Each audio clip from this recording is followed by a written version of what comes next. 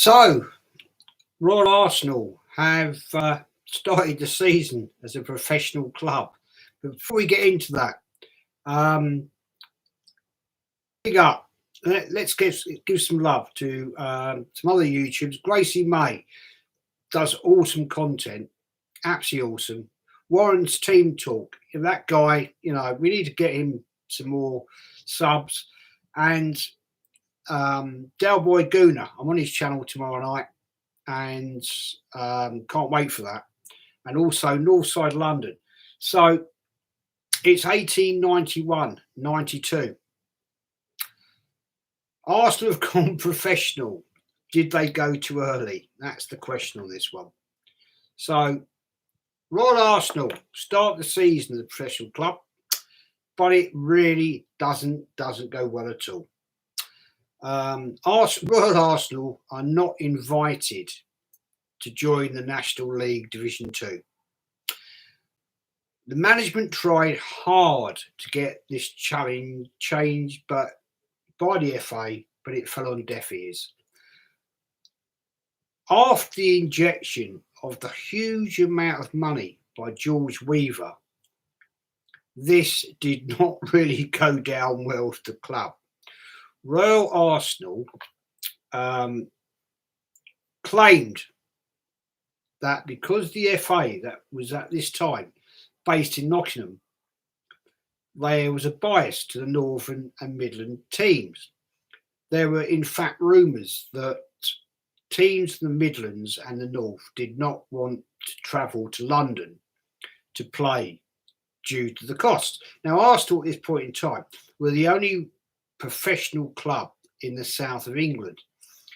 Mainly the clubs in the Midlands and the North were close match. The travelling wasn't that too bad. But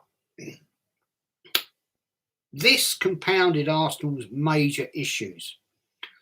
One of the problems for Arsenal was now they'd turned professional, they could no longer play in the London and Kent Cup competitions because it was an amateur game. And this again highlighted the fact that in the South, due to certain institutions, Oxford and Cambridge universities had a major play on how amateur sport should be. And there's rumours that Oxford and Cambridge had inroads to the FA and basically wanted to keep the sport of football and rugby and all the other sports amateur. So Arsenal now in a bit of an issue because their crowds were dwindling because they were only now starting to play a lot lower level of teams. When they were playing in the Kent and London leagues, they were playing half decent size. So what do? Their funds after the massive injection was starting to dwindle away. The crowds had dropped significantly from the last game of the last season, 6,600, which was bigger than Preston North End's home game at the end of their season. We're now dropping awfully. So there was big issues at the club. So the club, as they've gone professional, now had to play more games, but they're all friendly games. So they weren't really drawing in the teams that they thought they were going to get. They honestly thought they were going to get elected to Division 2, the National League, and attract bigger clubs where the fans would want to, go to the ground and see. No, they weren't. So in this first season as a professional club, Arsenal played 58 games. That's a lot of games. But they're all predominantly friendlies. And they didn't have great success, to be honest. there's not a lot of stats about the match results that I've been able to find, but Arsenal, the FA did allow Arsenal as a concession to enter the first round proper of the FA Cup. Now, there's major controversy on this one. The game was against a club called Small Heath from Birmingham. And Arsenal wanted the game, Royal Arsenal wanted the game to be moved to the Invicta ground. And the reason they wanted to do this was they are starting, even though they've had that massive financial injection, starting to get into financial issues. So they offered Small Heath £100, 100 quid. Can you believe that? £100. But Small Heath stuck to their guns and said, no, we want £150. So the game went ahead at Small Heath, end of January. It was freezing cold conditions. Royal Arsenal travelled up there and were battered 5-1, 4-0 down at half time. Now, there's a lot of controversy about this one. Back in them days, they didn't have professional referees. They were local referees, quite often employed by the club. Now, Arsenal at this point in time hadn't employed a referee, but clubs did at that time. So let's bring that into a factor. So you're employing your own referee. He's on the payroll if you are a professional club. Interesting. So the game goes on, and it was a complete and utter disaster. The local referee turns up 30 minutes late in freezing conditions. Arsenal, Royal Arsenal, are given shelter in a shabby old wooden shed, whereas the home team, Small Heath, are sheltered in local homes to keep warm. So Royal Arsenal claimed it was a setup, and you look at the facts there. Possibly was it, possibly it wasn't. I don't know, but there was still this thing about, and we'll get into this one a little bit later, that the Reds claimed against the FA that it was a total utter scam, and the FA once again fell on deaf ears. They weren't interested. They said, you've got up there, it was a fair game, you lost, and you're out of the FA Cup. Now, there's a lot of talk about why do they let Arsenal into the first proper round of the FA Cup where they didn't have to go qualifying, because in the previous season, when they were invited into the FA Cup, they had to go for qualifying. So was this to embarrass the club? Talk about that Arsenal were not welcome. There was talk about that in the newspapers. So times move on, and Arsenal now are in a major dilemma, but they bring in a footballer who was a gentleman called George Davey. Now, he was the guy that actually scored the only goal in that game against Small Heath. And he had arrived from the founding club of the Proffessional club in Notts County. And more about this guy, George Davey, will appear later. And it doesn't end well. Let's get it right. But anyway, we're going to have a look at a few people in the chat. Del Boy's here, yeah. Carne AFC, yeah. Greg Malloy, legend. Taib and Jaminio, Nice to see you, man. Anyway, so any comments you want to ask, pop in there. And and Steffi's here as well. Nice to see you, Steffi. So Royal Arsenal's first season really did not go well. In one game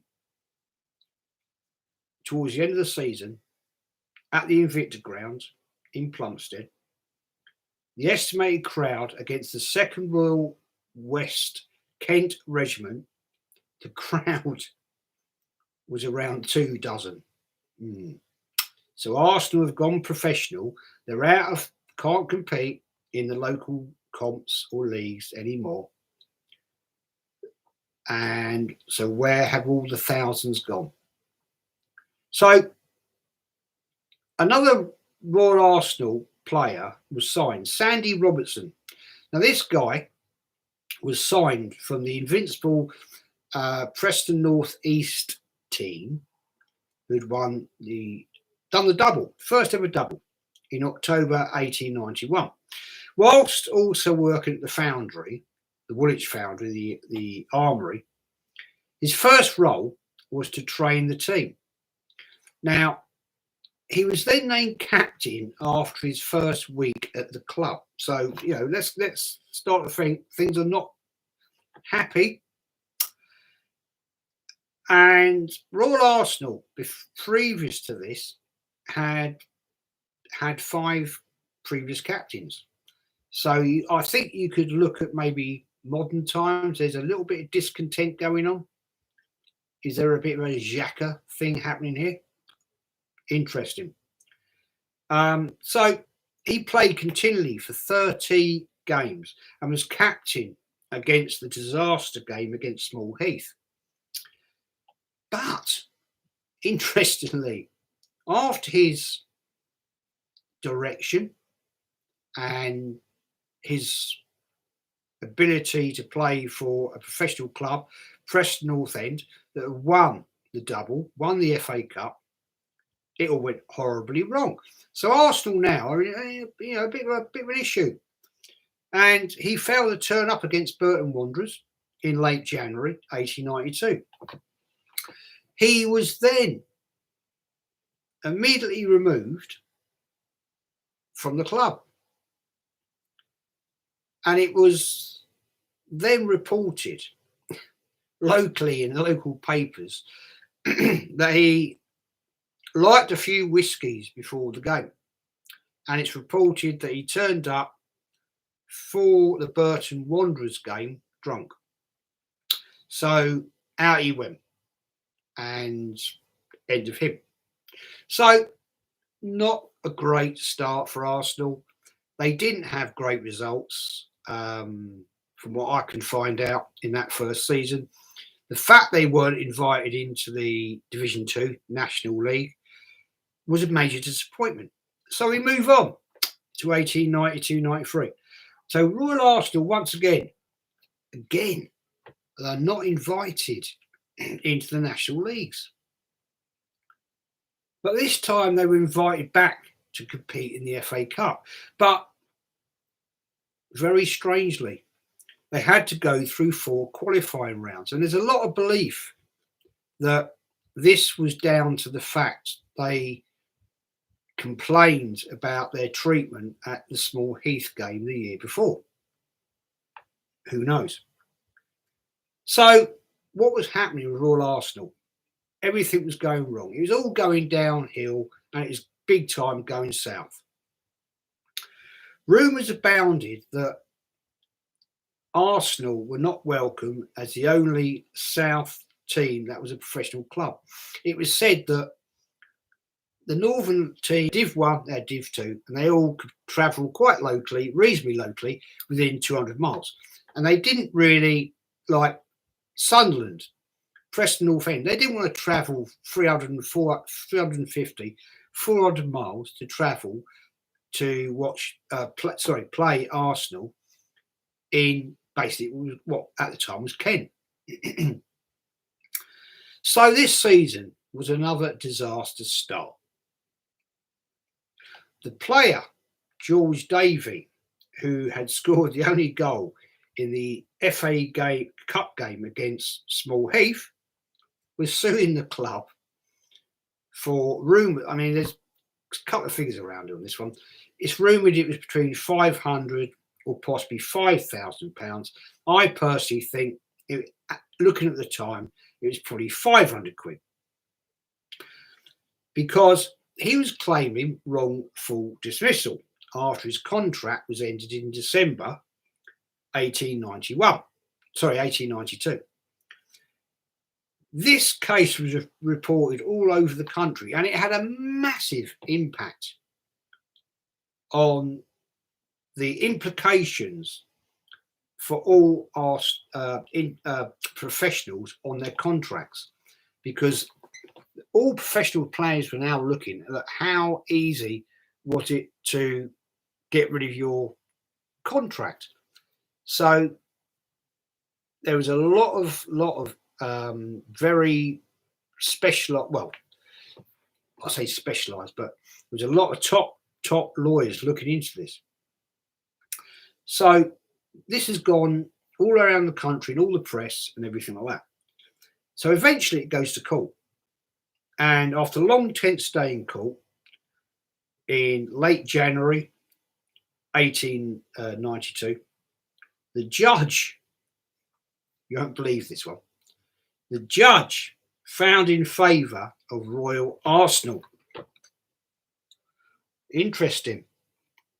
But it was later found out the judge, nephew, played for Royal Arsenal reserves. So what can you say about that? Was that corrupt, or was he being honest? I think probably corrupt, but there we go. So to further compound Royal Arsenal's troubles, the investor, the water company owner, the magnate, the multi-pub landlord owner in Plumstead, who, again, I say, had a major fingers in the pie of the London and the South East Gas Company. Now, this guy had serious money, but he was a bit of a nasty guy. And he stated, after his massive investment into the developed Invicta ground, he wanted to basically double the rent. Now, Arsenal right now are in a bit of a mess financially. Crowds have dropped. They're not in the National Division 2, which they expected they would automatically get into the year before. Doesn't happen. So this guy now wants to claim back the money, because I think he is realising as a businessman that Arsenal are going the wrong way, and he's looking to reclaim some money. Now, he's never going to get back the massive investment. So Arsenal now are in a bit of a pickle. They're not in Division 2, where they're expected to attract the big boys and teams from up north and the Midlands. And this guy is now demanding money. But there are certain people at the club that are basically fighting this. So what they do is basically they tell him to do one. And this guy then says, I want to take over the club. And there was a lot of people that were being snowflakes.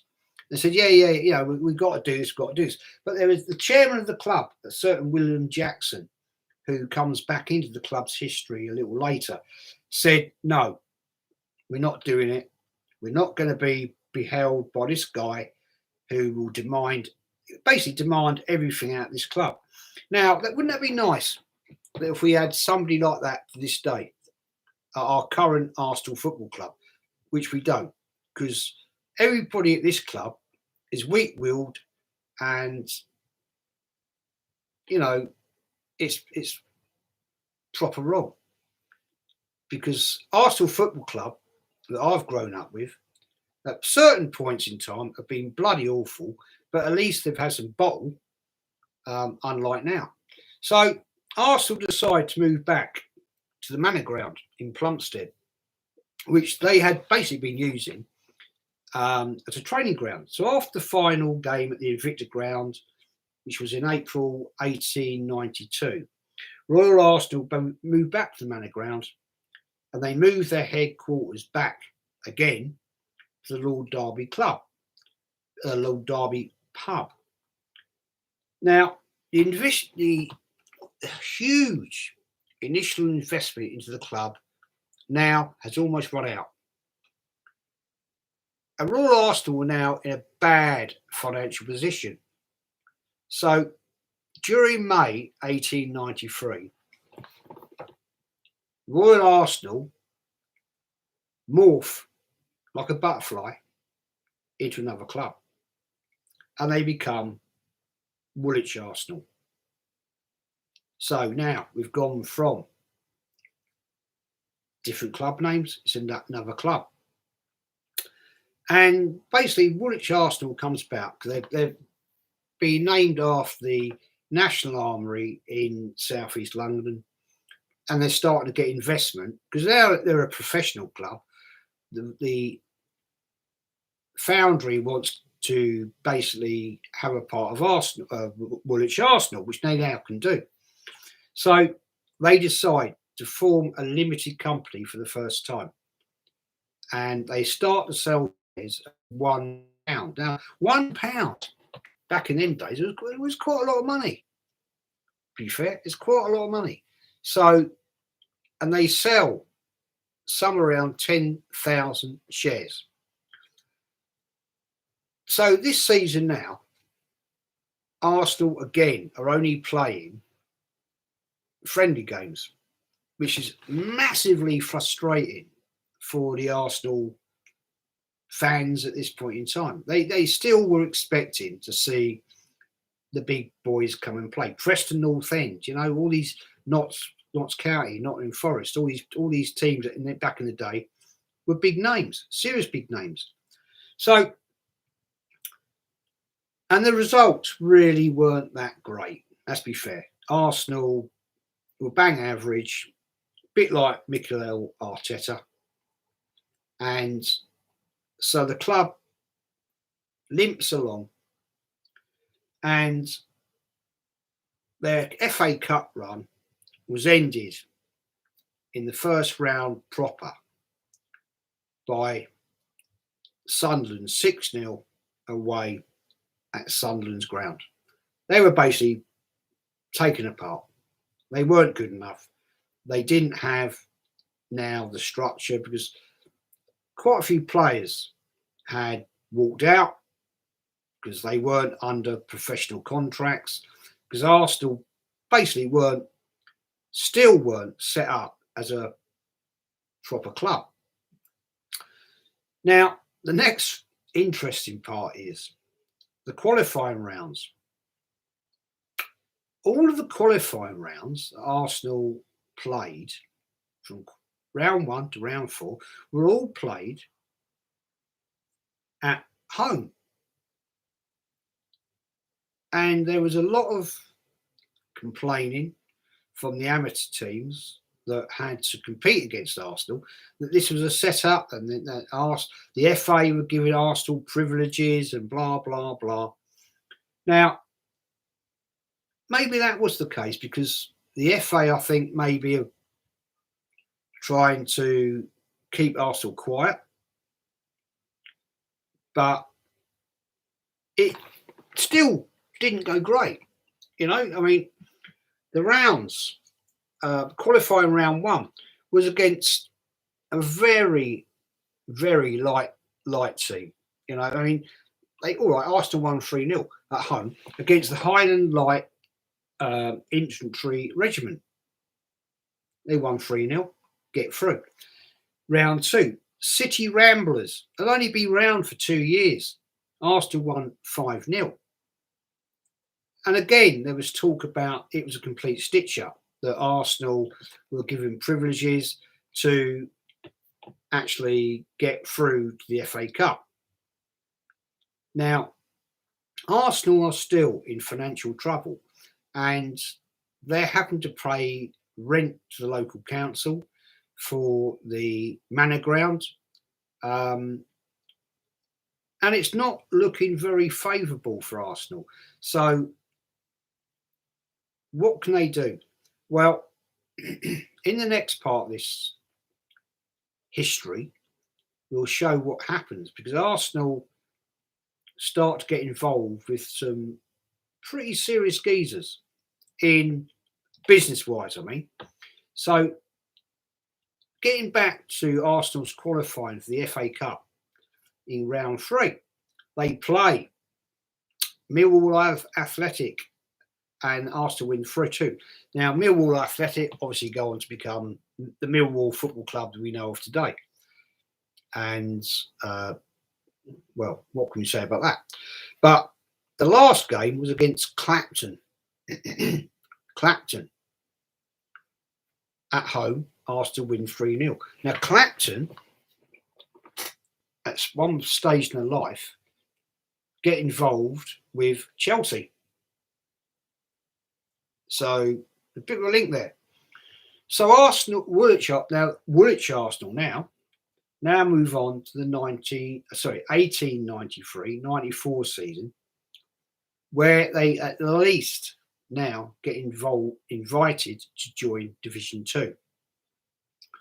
But the problem now with Arsenal is the FA, and we'll talk about this on the next one, which I probably might drop on Monday, is the FA want certain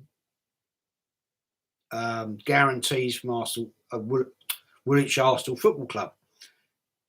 Can Arsenal achieve, Woolwich Arsenal, so difficult to say these different names, can Woolwich Arsenal achieve these? Well, Woolwich Arsenal need to prove their financial worth, which they have just lost a major investor, and they've only sold 10,000 shares at £1 a piece. So how can they prove stability to move into the National Division 2? Because Arsenal really at this point in time can't afford to travel around the country. They need to attract, or be able to attract, the big boys back in the day to come to the ground, in the manor ground. And the manor ground basically is an undeveloped place, and it's basically a training ground. So if they're going to get teams like Everton, Sunderland, those teams to come, they've got to have some certain facilities. Now, the Invicta ground was able to house or host, at the end of its days, around 6,600, 7,000 people. We haven't, Arsenal at this point, have got nothing like that. So in the next one, we look at how Arsenal achieve it, who achieves it, who comes in and is the big boys and shows the interest that Arsenal will actually. So anyway, hope you enjoyed this one. Give it a like, give it a subscribe, and I'll just go through some of you guys in the chat. Basically, hope you all enjoyed it, guys. If there's any way, anything you think I can change on this to make it a little bit different, anything I can add in, let me know, because give it to me in the comments and I'll pick it up. And I'm not, as I said yesterday, going to go for every season, because it's just going to be absolutely bloody boring. I really am looking forward to getting into the 20s, 30s, where Arsenal really start to move on. But what I'm trying to do on this is give you the basis foundation, the footings in the ground of how Arsenal built. So it's something I find quite interesting because I love history, and I've researched a lot of this with Arsenal and how they actually did develop and how they did one day move forward. At the moment, Arsenal are in big crap because they have no financial resource, they haven't got a ground, they haven't got a great team, the results haven't been great, the fans have drifted away. So how are they going to bring it back? But we'll get into that one in the next stream, which I'll probably do on Bank Holiday Monday, and look forward to seeing you all again there. Please like, please subscribe, and have a nice Easter. And Arsenal, you better bloody win on Saturday against Southampton. Take care, everyone.